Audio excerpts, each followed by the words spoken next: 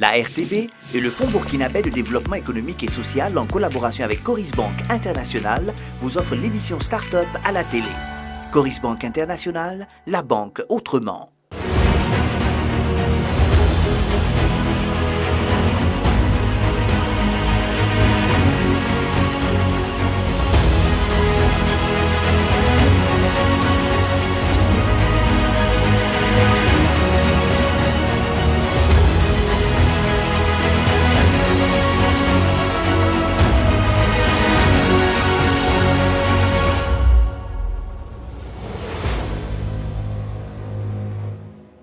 Madame, Monsieur, bienvenue à Start-up à la télé, l'espace télévisuel dédié aux jeunes entrepreneurs. Ces jeunes qui créent, innovent, inventent et révolutionnent le secteur. Et la télévision du Burkina leur consacre 26 minutes de son programme. 26 minutes pour échanger sur leur parcours. Bienvenue dans le monde des start-up. Bienvenue à Start-up à la télé.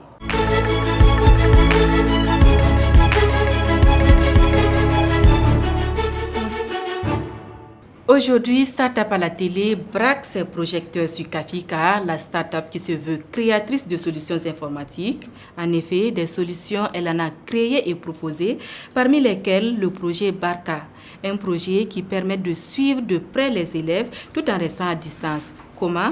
La réponse avec Maïmouna Traoré. Le projet Barka est une plateforme qui intègre le suivi scolaire et éducatif, les cours et devoirs, les sujets d'examen passés, des cours à domicile, un forum de discussion entre professeurs et élèves, des jeux concours. Le projet a été officiellement lancé le 14 décembre 2017 et est proposé aux établissements à 3 000 francs CFA par an et par élève. À ce jour, plus de 200 établissements dans les 13 régions du Burkina Faso ont adhéré au projet. C'est le cas du lycée Le Réveil et du collège de la Salle à Ouagadougou. Le groupe Kafika nous a proposé ces offres. Nous avions trouvé l'offre intéressante dans la mesure où effectivement ça peut nous permettre d'obtenir des résultats intéressants. Et comme le partenariat a commencé comme ça. C'est vrai qu'avant Kafika, il y avait des gens qui étaient déjà venus avec des produits du même type. Mais quand Kafika a présenté son produit, nous avons pensé que cette fois-ci, peut-être, ça allait répondre à nos attentes. Donc, c'est dans ce sens que nous avons prêté attention à ce qui a été dit. Au collège de la Salle, tous les élèves sont inscrits pour le suivi scolaire. Ainsi, les parents sont toujours informés sur la vie scolaire de leurs enfants. Notes, moyennes, comportement disciplinaire, emploi du temps via le SMS, l'application, l'appel, le web. Donc c'est automatique. Une fois que vous êtes inscrit au collège, vous êtes concerné par ce produit Barka. C'est vrai que nous donnons des cartons aux élèves à présenter aux parents. Mais en même temps, on communique les notes aux parents. Donc l'enfant va arriver avec le carton à la maison, trouver que le parent est déjà informé de la note. Également, à informer les parents sur les activités que les élèves font à l'école. Pour la période du Covid qu'on a eu, et on voulait envoyer des cours aux élèves de 3e et de terminale. Bon, pour les terminales, c'était plus ou moins facile à le faire, mais pour les petits qui sont en 3e, il fallait communiquer avec les parents pour qu'ils nous envoient les numéros WhatsApp pour qu'on constitue un groupe et pouvoir envoyer les cours. En termes d'impact, c'est que comme les élèves sont au courant que la note va arriver à la maison, en fait, la moyenne est communiquée aux parents. Avant que lui-même il n'arrive à la maison, bon, il a intérêt à montrer ses notes. Il ne peut pas dire voilà, qu'on n'a pas remis les notes, par exemple, aujourd'hui. Donc, il y a un changement. Et du point de vue, par exemple, des retards aussi, voilà. Il sait qu'on va informer les parents. Donc, ça les amène à être de moins en moins en retard. Au lycée Les Réveils, l'adhésion au projet est volontaire. Dans cet établissement, tous les élèves ne s'y sont donc pas inscrits. Pour cette année, nous avions voulu que ce soit tous les élèves. Donc nous avions voulu que dès l'inscription, chaque élève puisse payer les frais pour Kafika. Mais on a rencontré la réticence de certains parents. Et donc nous avons dû faire de sorte que ce soit volontaire. Donc ce n'est pas tous les élèves qui sont inscrits, mais c'est une partie.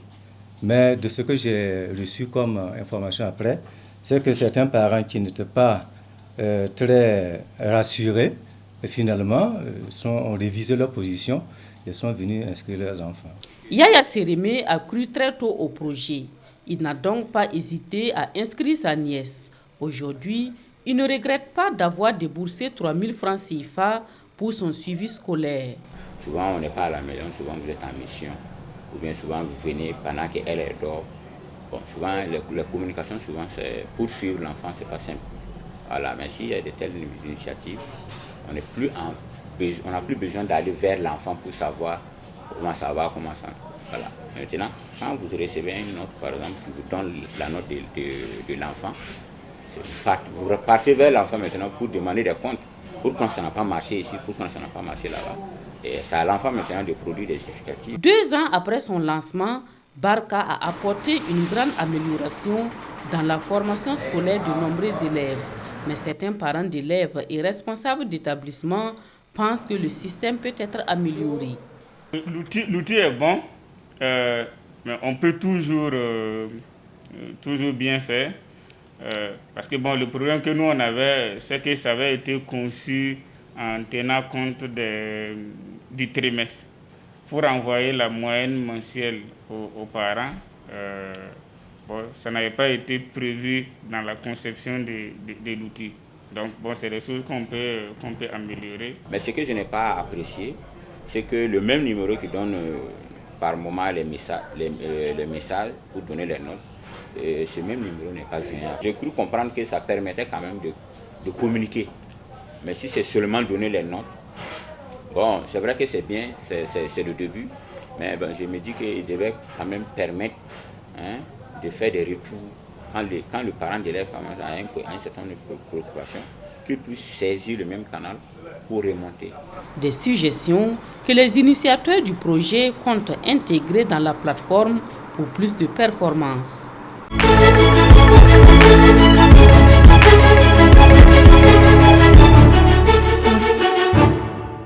Bonjour Monsieur Kaboré. Bonjour. Vous êtes le président directeur général de Kafika. Vous avez une maîtrise en gestion des projets, une licence en gestion des ressources humaines, un diplôme en technologie du génie électrique et j'en passe. Vous avez eu plusieurs expériences au Burkina et hors de nos frontières. À quel moment vous vous êtes dit il faut que je m'installe à mon propre compte? Comment est née l'entreprise?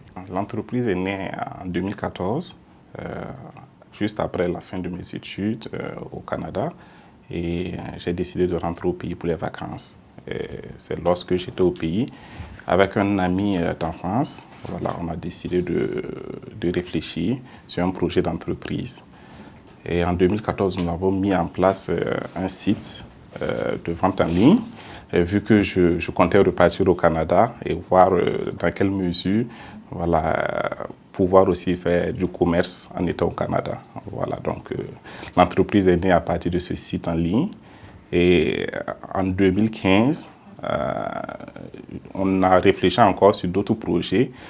Vu que j'ai eu à faire des études en génie électronique, j'ai dit, bon, il ne faut pas que je laisse ce domaine de compétences que j'ai pu acquérir au Canada sans le mettre en exploitation. Donc en 2015, nous avons mis en place un autre projet de sécurité. C'est ce projet-là qui permettait de retrouver les engins volés partout au Burkina. On va en parler.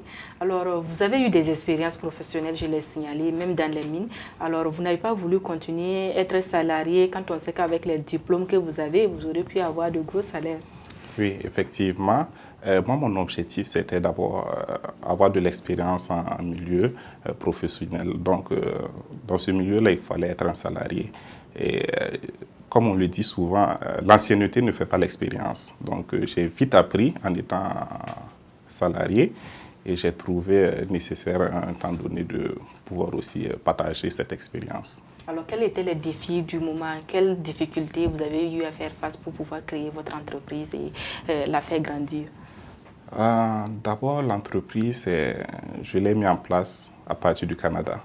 Voilà, de retour au Canada, j'ai essayé de coordonner pour mettre en place une petite cellule qui allait gérer l'entreprise. Et comment je fonctionnais, vu que je travaillais, c'était mon salaire que je reversais à mes collaborateurs ici, que je n'ai pas l'habitude d'appeler employés. Voilà. Donc, je travaille, mon salaire, et je reverse ça comme salaire pour les autres. Et c'est comme ça que l'entreprise a pris forme.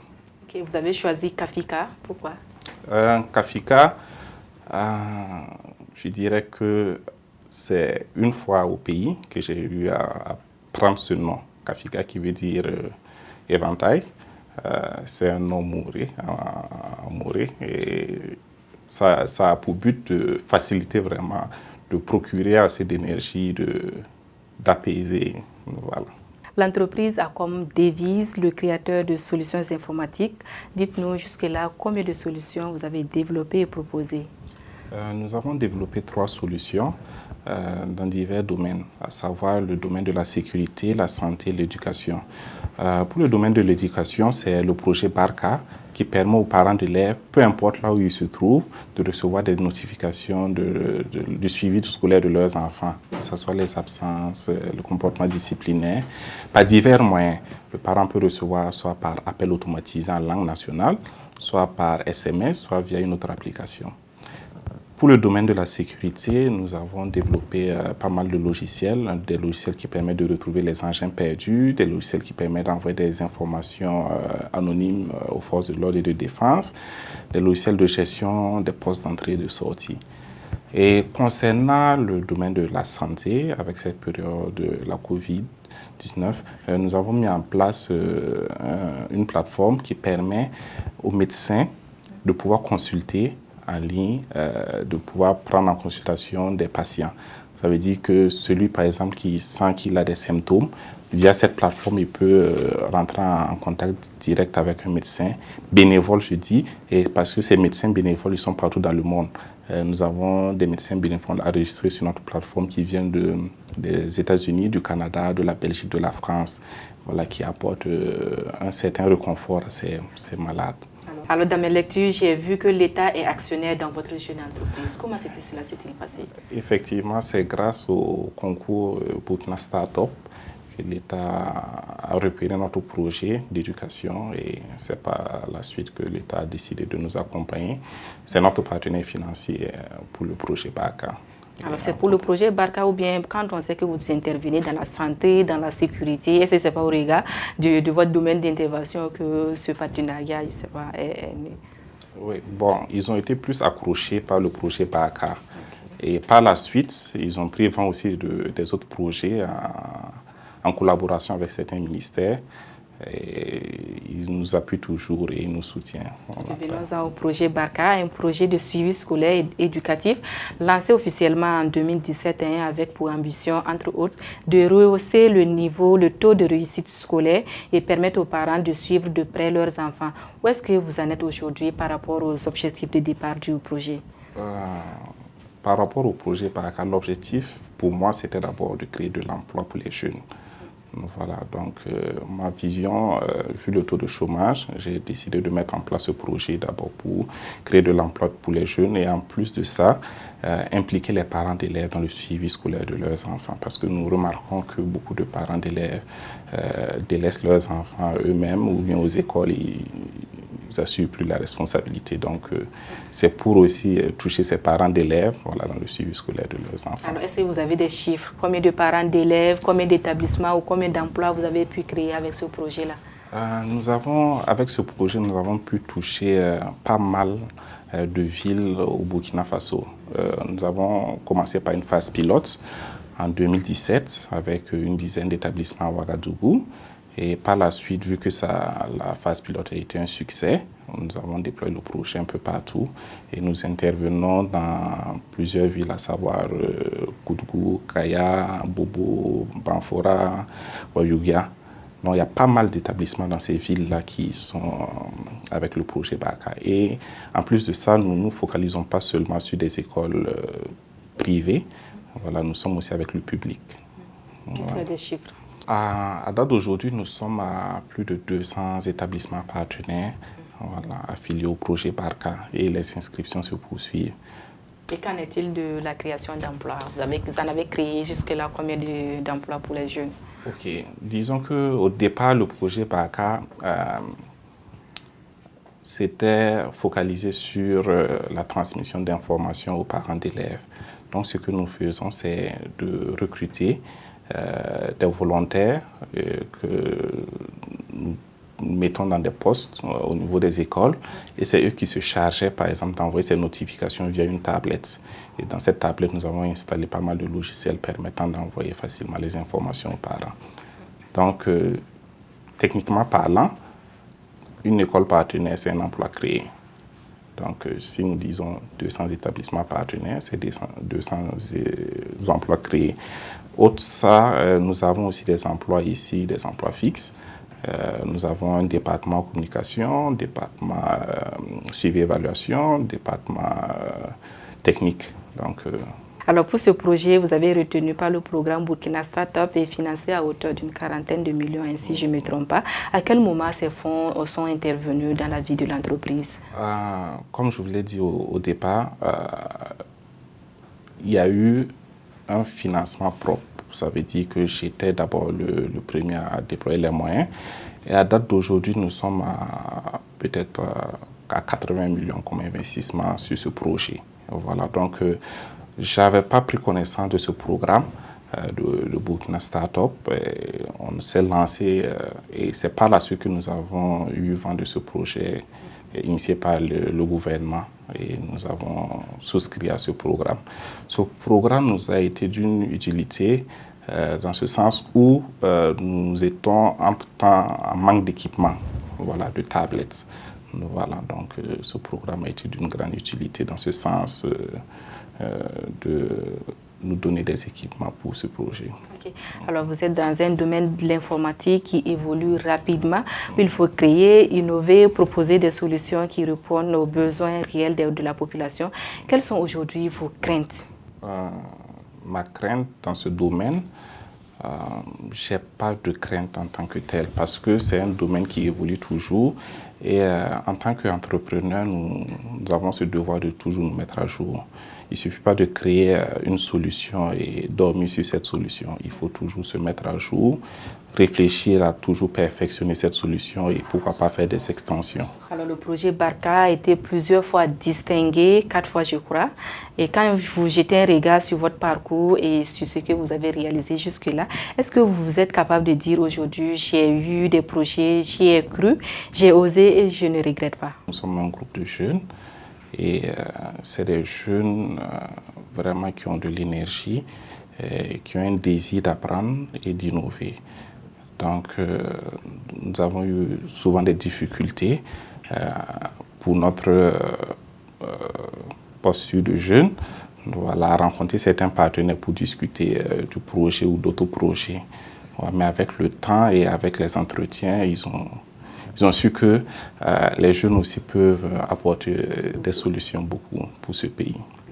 Okay. Qu'en est-il de la santé financière de l'entreprise? Est-ce que ça va vous tenir le coup? Oui, on peut. Pour le moment, nous ne faisons pas de retour sur investissement.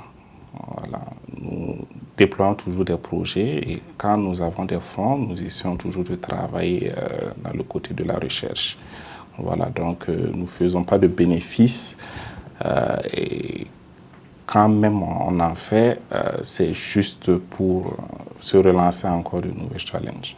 Kafika, créateur de solutions informatiques, on le concède au regard de tout ce qui vient d'être dit. Alors, quel est votre prochain défi? Quelles sont les perspectives de l'entreprise? Le prochain défi, c'est pouvoir amener haut cette entreprise à travers nos projets. Voilà, nous avons signé des contrats, des conventions de partenariat avec certains ministères et des sociétés privées. C'est dans le but de pouvoir nous affirmer, dans le but d'avoir plus de crédibilité aux yeux de la population et des autres partenaires.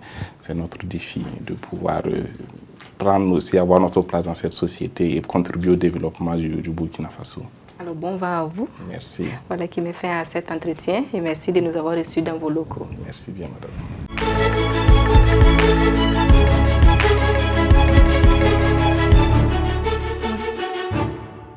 Bonjour Monsieur Ouedraogo. Oui, bonjour madame. Alors vous êtes chef de service de l'innovation numérique au ministère du Développement de l'économie numérique et des postes.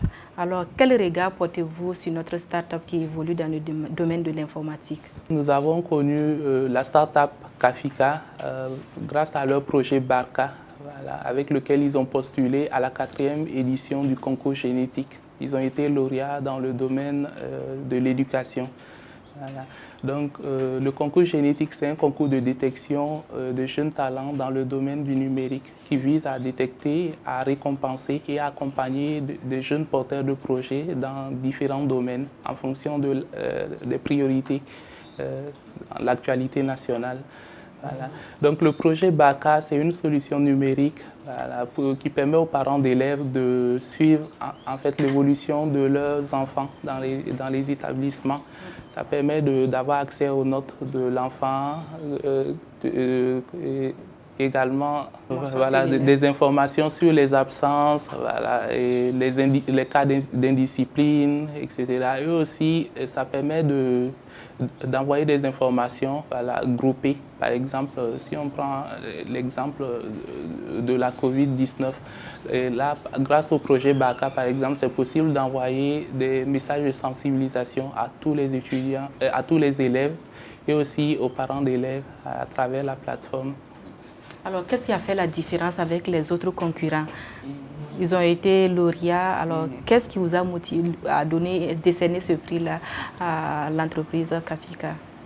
D'abord, les critères que le jury considère, c'est d'abord l'innovation de la solution, ensuite la faisabilité, voilà, aussi le modèle économique. Est-ce une solution rentable? Est-ce que ça va permettre de créer des emplois? Est-ce que ces emplois seront pérennes? Est-ce que la solution elle-même serait amenée à évoluer? Est-ce que c'est viable? Donc voilà autant de critères voilà, que le jury considère pour l'évaluation des projets. Et pour l'édition 2017, il y avait plusieurs catégories. Il y avait plusieurs domaines en compétition. Et le projet Barka a reçu le premier prix de la catégorie éducation. Alors aujourd'hui, d'une manière générale, on remarque qu'il y a beaucoup d'entreprises qui évoluent, beaucoup de startups qui évoluent dans le secteur de l'informatique. Alors est-ce que vous pensez que ce secteur-là est vraiment un secteur porteur pour le Burkina? Et est-ce que les solutions proposées sont pérennes, comme vous l'avez dit? Ou bien, quelles sont les clés pour réussir dans ce secteur-là? Oui, le secteur de l'entrepreneuriat numérique est un secteur porteur, voilà, et non seulement pour le Burkina Faso, mais pour le monde en général. Voilà, c'est un domaine qui évolue très vite et il faut avancer au pas de la technologie voilà, pour se démarquer du lot, ce qui constitue en fait le premier obstacle des entrepreneurs. Il ne suffit pas de trouver une solution qui marche très bien aujourd'hui, mais il faut assurer la veille technologique, aller toujours vers l'innovation. Et c'est vraiment le premier obstacle pour l'entrepreneuriat numérique.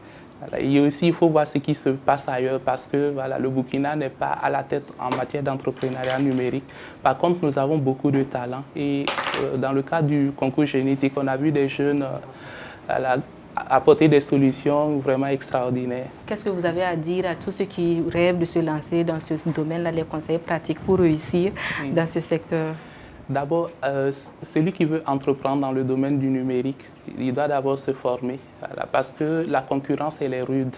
Voilà. Il y a beaucoup de solutions déjà qui marchent ailleurs, qui sont utilisées. Donc, il va falloir que la personne se forme et puisse se démarquer de ce lot.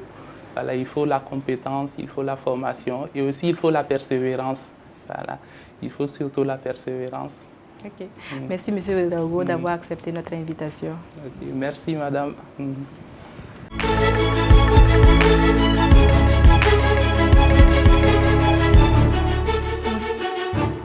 Startup à la télé, c'est tout pour ce numéro. Un numéro qui confirme, si besoin en était encore, que dans le domaine de l'entrepreneuriat, les grandes réussites commencent par un rêve, une idée. Alors si vous avez une idée, vous avez un projet de solution qui peut tout changer, vous avez l'âme d'un aventurier, alors croyez en vous et qui sait, vous serez peut-être l'une de nos prochaines startups. À bientôt sur les antennes de la télévision du Burkina pour d'autres aventures.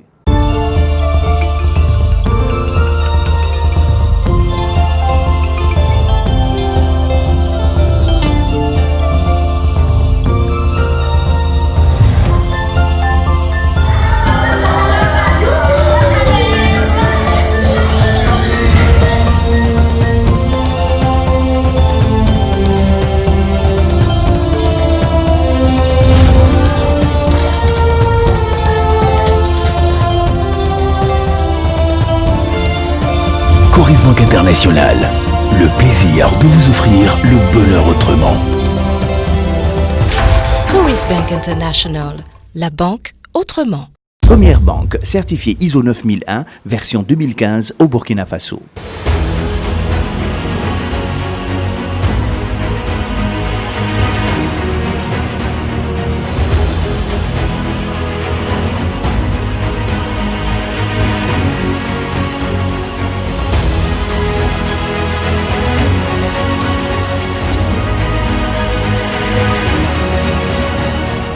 La RTB et le Fonds burkinabé de développement économique et social, en collaboration avec Coris Banque International, vous ont offert l'émission Start-up à la télé. Coris Banque International, la banque autrement.